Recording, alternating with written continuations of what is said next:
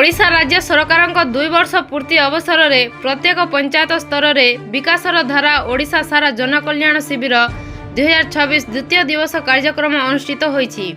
एही परिप्रेक्षी में कलाहांडी जिला नल्ला ब्लॉक अंतर्गत गिगिना ग्राम पंचायत स्थित कार्यालय प्रांगण में 3 दिनिया एही जनकल्याण शिविर 22 जून 2026 सोमवार दिन अनुष्ठित हो जाइछि। एही 3 दिनिया शिविर में 3टी पर्याय रे सरकार जनहितकर योजना विषय में जनसाधारण को अवगत करा जिवो। द्वितीय दिन में द्वितीय सोपान रे सरकारी योजना रे सुविधा बंटन शिविर कार्यक्रम अनुष्ठित होइथिला।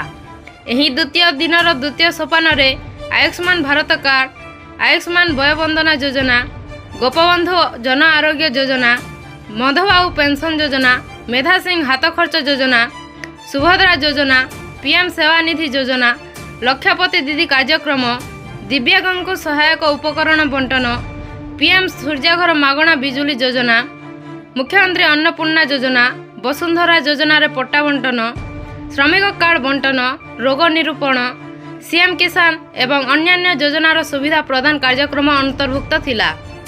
पंचायत सरपंच सुधामय कुमार का अध्यक्षता रे आयोजित ही कार्यक्रम में वरिष्ठ बीजेपी नेता पद्मलोचन नायक मुख्य अतिथि भाव में जोगदे समस्त को उत्साहित करिथिबा बेले वरिष्ठ बीजेपी नेता मर्दराज गड़तिया सम्मानित अतिथि भाव में जोगदे थिले।